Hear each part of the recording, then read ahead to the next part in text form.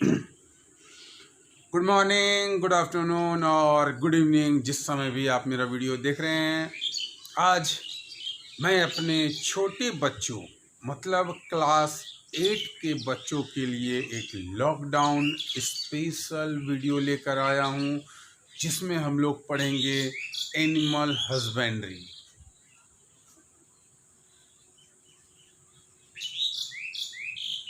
Animal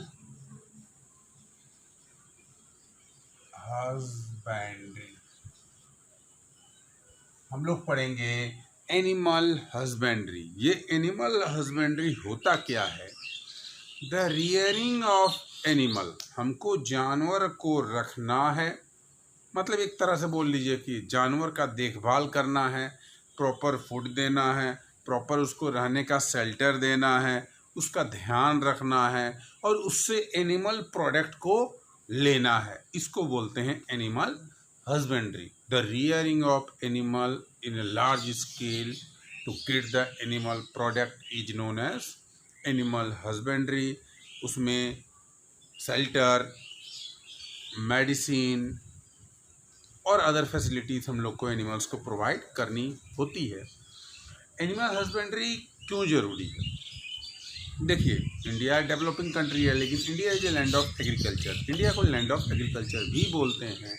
और जिस तरह से नौकरियां घट रही हैं, आज लॉकडाउन के बीच में आप देख रहे होंगे कि नौकरियां घट रही हैं, पॉपुलेशन बढ़ता जा रहा है, लेकिन नौकरियां सीमित है। एक तरह से बोला जाए कि एक कंप्यूटर आज 10 आदमियों का काम कर रहा है। इस तरह से नौकरियां घटते जा रही हैं। तो अब क्या होने वाला है, धीरे धीरे सारा डेविएशन जितने भी शहरी क्षेत्र से ग्रामीण क्षेत्र की ओर होने वाला है। आज वो ज़माना चला गया कि गांव से लोग शहर जाते थे, अब शहर से गांव की ओर पलायन कर रहे हैं। आप देखे होंगे कि अब अच्छे खासे पढ़े लिखे लोग, इंजीनियर वगैरह सब अब आजकल खेती बाड़ी पे ध्यान दे रहे हैं। चलिए शुरुआत करते हैं एनिमल हस्बेंड्री। एनिमल हस्बेंड्री में फर्स्ट कैटेगरी में हम लोग क्या कर सकते हैं? चलिए एनिमल हस्बेंड्री को हम लोग कैटेगरी में बांट लेते हैं।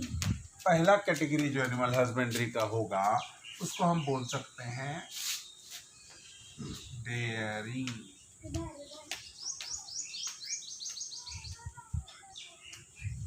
डेयरिंग डेयरिंग का मतलब क्या? डेयरी फार्म आप लोग देखे होंगे कि आपके आसपास में डेयरी फार्म, खटाल तो जरूर होगा। डेयरिंग में करना क्या है? Mild animals. डेयरिंग में करना क्या है? माइल्ड एनिमल्स को अपने पास रखना है। माइल्ड एनिमल्स, ये माइल्ड एनिमल्स होते कौन हैं? वह मिल्क गिविंग एनिमल, इसको बोलते हैं मिल्क गिविंग एनिमल। जो जानवर हमें मिल्क देते हैं उन्हें हम माइल्ड एनिमल कहते हैं। इसमें आप काव रख सकते हैं, इसमें आप बफेलो रख सकते हैं, इसमें गॉट भी रखा जाता है। काव, गॉट, बफेलो, कैमल, ये सब हमें दूध देते हैं। तो इसके लिए आपको जानना पड़ेगा। तो सर क्या करें कि हम लोग जो गांव देहात का ऑर्डिनरी काव होता है वो रख ले? नहीं, आजकल हाइब्रिड काउस मार्केट में अवेलेबल है। हाइब्रिड काउस आप ले सकते हैं। हाइब्रिड काउस में बहुत सारे हाइब्रिड काउस होते हैं। इस हाइब्रिड काउ का फैसिलिटी क्या होता है कि हाइब्रिड काउस बहुत कम फैसिलिटी में बहुत ज़्यादा दूध देते हैं। दूध का प्रोडक्शन ज़्यादा होगा, और दूध का प्रोडक्शन ज़्यादा होगा तो हम लोग सहयोग करेंगे वाइट रेवोल्यूशन में। हम लोग सहयोग करेंगे white revolution, the production of milk को बढ़ाना पड़ेगा। इसके लिए कुछ हाइब्रिड काउस के नाम बता देता हूँ। Brown Swiss,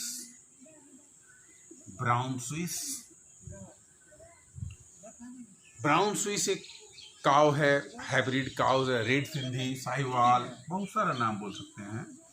red Sindhi, Sahiwal, गिर, ये सब कुछ हाइब्रिड काउस हैं। इस सब से आप डेयरी फार्म करते हैं। आपको करना क्या होगा? एक गाय के रहने के लिए अच्छा सा घर बनाना होगा। उसमें आप गाय रखिए, वहाँ प्रॉपर वेंटिलेटर फैसिलिटी होना चाहिए, वहाँ क्या क्या चाहिए, प्रॉपर वेंटिलेटर फैसिलिटी होना चाहिए, वहाँ पे प्रॉपर ड्रिंकिंग वाटर फैसिलिटी होना चाहिए, वहाँ गंदा नहीं होना चाहिए, साफ़ सुथरा होना चाहिए। पंखा भी आजकल बहुत सारे लोग लगा रहे हैं गाय के घरों में। गाय को हर 2-3 दिन में एक बार नहलाना पड़ेगा। और ये सब करने के बाद जब मिल्क का प्रोडक्शन होगा, आप उसको सेल करके बहुत ही अच्छा खासा बिजनेस बना सकते हैं। लेकिन ये गाय का बिजनेस होता किस दौरान है? ये होता है लैक्टेशन पीरियड के दौरान।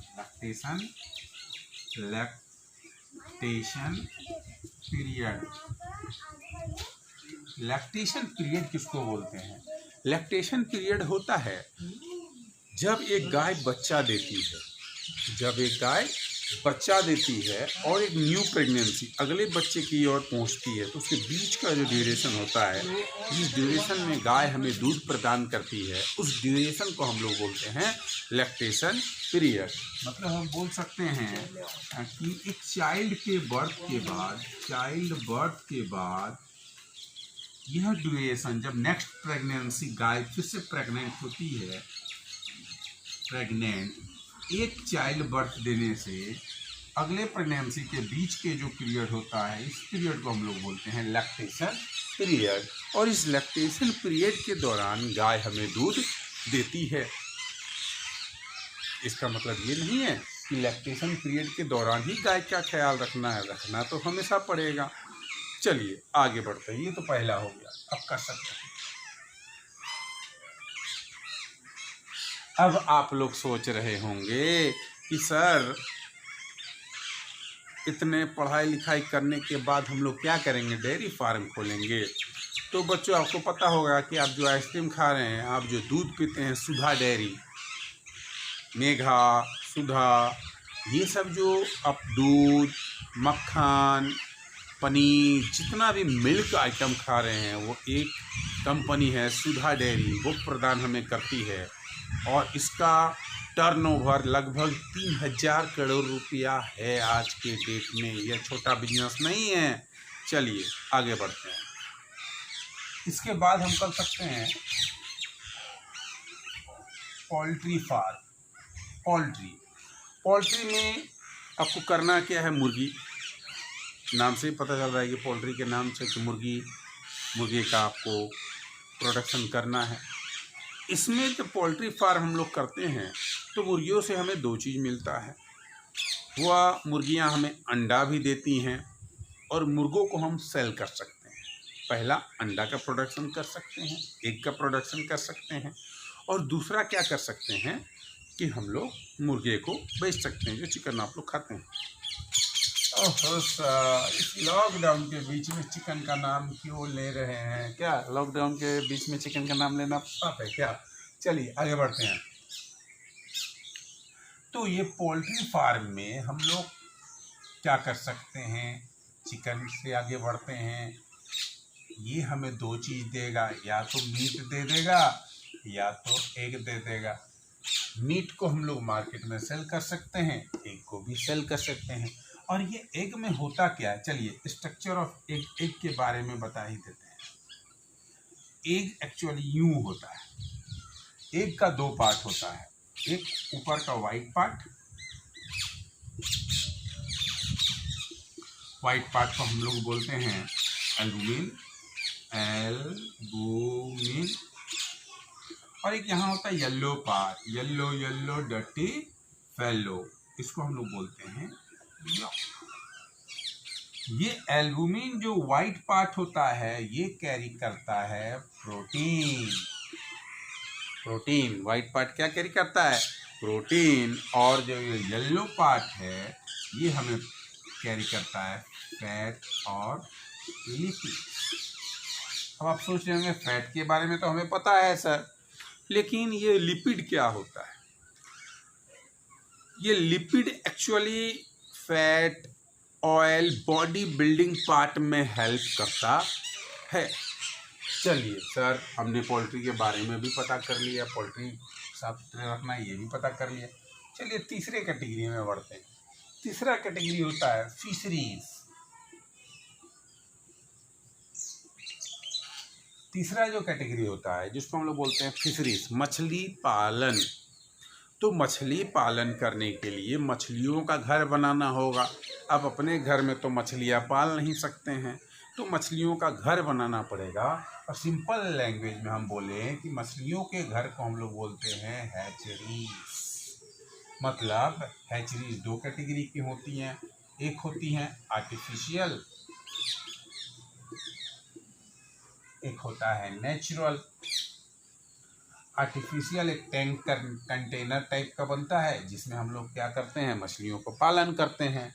और नेचुरल में हमारा पॉन्ड हो गया, हमारा लेक हो गया, लेक्स वगैरह, ये सब नेचुरल हैचरीज होते हैं। और आर्टिफिशियल हम लोग एक बड़ा सा कंटेनर में मछली पालन कर सकते हैं। मछली पालन करने के लिए आपको हैचरी चाहिए, मछलियों के बीज लाने होंगे, छोटी छोटी मछलियाँ लानी होंगी, तालाब में छोड़ना होगा, पॉन्ड में छोड़ना होगा, हैचरी में छोड़ना पड़ेगा। और कुछ समय के बाद वो जब मछलियाँ बड़ी हो गई तो आप उसको सेल कर सकते हैं। अब जब मछलियों की बात आ गई है तो मछलियाँ भी दो कैटेगरी में आती हैं। एक तो आती है फ्रेश वाटर, एक आती है मराइन वाटर।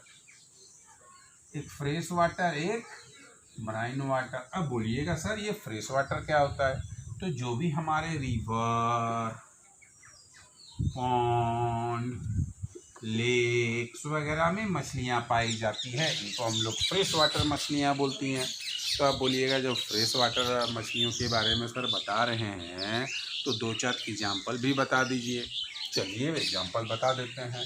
इसके एग्जाम्पल में हम बोल सकते हैं रोहू, इसके एग्जाम्पल में हम बोल सकते हैं कतला। ये फ्रेश वाटर मछलियाँ होती हैं। और सेकंड कैटेगरी मराइन वाटर, जो हमें ओशियन में मिलती हैं, मतलब बोल सकते हैं सॉल्टी रीजन में, सॉल्टी वाटर। ओशियन वगैरह में सॉल्टी वाटर होता है ना, नमक का परसेंटेज थोड़ा ज़्यादा होता है। वहाँ जो मछलियाँ मिलती है उसको हम लोग बोलते हैं मराइन फिशेस, उसको हम लोग बोलते हैं मराइन फिशेस। इसको हम लोग बोलते हैं फ्रेश वाटर फिश और इसको बोलते हैं मराइन फिश। मराइन फिश का सर अगर फ्रेश वाटर के एग्जाम्पल दिए हुए हैं तो मराइन का भी एग्जाम्पल देना पड़ेगा। तो हम लोग इसको बोल सकते हैं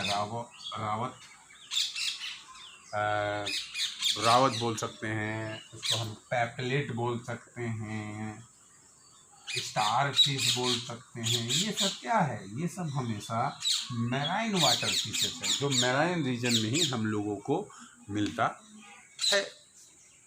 चलिए 3 चीज़ तो हमने कर लिया।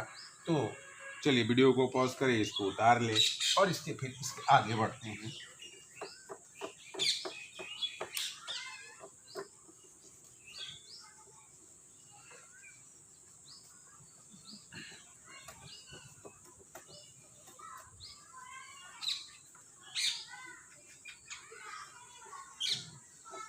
चलिए इसके आगे बढ़ते हैं।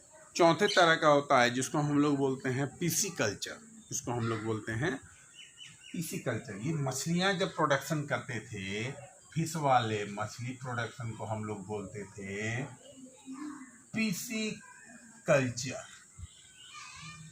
इसके बाद हम लोग को पढ़ना है एपीकल्चर। इसके बाद हम लोग को पढ़ना है एपीकल्चर। ये एपीकल्चर मतलब क्या होता है? एपी मतलब होता है हनी। हनी बी को जब कल्टीवेट, अब हनी बी से हम लोग को मिलेगा क्या? तो हनी बी से हम लोग को मिलेगा हनी, जो आप लोग खाते हैं डाबर हनी। चलिए हनी का प्रचार नहीं कर रहे हैं हम। हनी बी से हमें मिलता है हनी। अब पहले हम लोग देखते हैं कि हनी बी होते कितने प्रकार के हैं। हनी बी को 3 कैटेगरी में बांटा गया। हनी बी को 3 कैटेगरी में बांटा गया। सबसे पहला जो कैटेगरी होता है जिसको क्यून बोलते हैं, जिसको हम लोग रानी मधुमक्खी बोलते हैं। उसके बाद होता है ड्रोन, ये मेल होता है। रानी मक्खी नाम से ही पता चल रहा है कि ये फीमेल होती है। और एक होता है जिसको हम लोग बोलते हैं वर्कर बी। वर्कर बी, ये लोग क्या करते हैं? वर्कर होते हैं, लेबरर होते हैं, जो काम करते हैं। अब अगर आपको एपीकल्चर करना है तो आपको करना क्या होगा? तो सर हमको एपीकल्चर पे ध्यान देना है तो हम मधुमक्खियाँ कहाँ से खरीद के लाएँ? हनी बीज कहाँ से खरीद के लाएँ? हनी बी खरीद के नहीं लाना। आपको करना क्या है? क्वीन को ले आना है, क्वीन को ले आइए और किसी पर्टिकुलर एरिया में रख लीजिए। क्वीन के साथ साथ जितने भी ड्रोन और वर्कर भी होते हैं वो उस जगह पे कुछ दिनों में आ जाते हैं। मतलब आपको लाना क्या है, क्वीन। आपको लाना क्या है, क्वीन। ये तो फिल्म का सिचुएशन हो गया कि हीरोइन को उठा के ले आइए, सारा हीरो वगैरह उठ के आ जाएगा। हाँ वही चीज़ है, आप क्वीन को उठा के ले आइए, सारे आ जाएंगे। इससे हम लोग का प्रोडक्शन होगा जिसको हम लोग बोलते हैं हनी। तो सर हनी का प्रोडक्शन कैसे करें? तो क्वीन भी रखिएगा तो वो लोग क्या करते हैं, ये वर्कर बी का काम क्या होता है, नेक्टर लाना, डिफरेंट फ्लावर में जाना। कहाँ से लाएंगे? तो सर डिफरेंट फ्लावर्स जाएंगे, वहाँ से नेक्टर इकट्ठा करके लाएंगे और अपने छत्ते पे रखेंगे। ठीक है। अब इसके बाद क्या होता है कि हनी का इम्पोर्टेंस क्या होता है? क्या हमारे डेली लाइफ में हनी का कोई इम्पोर्टेंस है? हाँ, हनी का इम्पोर्टेंस है। ये जो हनी होता है ये एंटीसेप्टिक के रूप में इस्तेमाल होता है। यह जो हनी होता है टू स्टॉप ओबेसिटी, मोटापा कम करने के लिए भी हनी का इस्तेमाल होता है। हनी को तो हम लोग इंजॉय करके खाते भी हैं, इससे मोटापा भी कम होता है। हनी का हम लोग का एंटीसेप्टिक के रूप में भी इस्तेमाल होता है। ये हो गया हनी। लेकिन हनी बी को छोटे से बड़े होने में, हनी बी ऐसे नहीं होती है कि तुरंत हमने हनी बी लाया और वो प्रोडक्शन करना स्टार्ट कर दिया। इसको टोटल 16 डेज लगते हैं। 16 डेज। चलिए देखते हैं लाइफ साइकिल। फर्स्ट स्टेज जो होता है हनी बी का उसको हम लोग बोलते हैं एग। एग से 3 डेज के बाद ये बनता है लार्वा। एग के 3 डेज के बाद ये बनता है लार्वा। लार्वा से पुप्पा बनने में लगता है, लार्वा से पुप्पा बनने में लगता है 6 डेज और 7 डेज के बाद ये एडल्ट में कन्वर्ट होता है। 7 डेज टोटल, 7 6 13 3 16। तो हम बोलेंगे कि एक हनी बी का लाइफ साइकिल 16 डेज का होता है। 16 डेज के लाइफ साइकिल के बाद आप क्या करते हैं, हनी का प्रोडक्शन करते हैं। तो इस तरह से आप लोग के लेवल में एनिमल हस्बेंड्री को हमने 4 कैटेगरी में बांटा, जिसमें गाय का पालन कर लीजिए, डेयरिंग, मछली का पालन कर लीजिए, पिसिकल्चर, हनी बी का प्रोडक्शन कर लीजिए, एपीकल्चर, मछलियाँ भी पाल सकते हैं जिसको हम लोग बोलते हैं पिसिकल्चर। तो ये सब, पोल्ट्री फार्म भी खोल सकते हैं, पोल्ट्री जिसको हम लोग बोलते हैं। तो एनिमल हस्बेंड्री एग्रीकल्चर प्रैक्टिसेस का एक बहुत ही अहम हिस्सा है। घर पे रहे, और अगर इस तरह के वीडियो और आपको चाहिए तो आपको करना क्या है, आपको सब्सक्राइब करना है मेरा चैनल। तो सर नाम भी बता दीजिए। मेरे चैनल का नाम है एपेक्स ट्यूटोरियल चास। इस चैनल को आपको सब्सक्राइब करना है, बेल आइकन को क्लिक करना। और बच्चों, बेल आइकन को क्लिक करना ना भूलें ताकि ये लॉकडाउन के दौरान नोटिफिकेशन आपको सबसे पहले मेरे वीडियो को एंजॉय कीजिए। Thank you.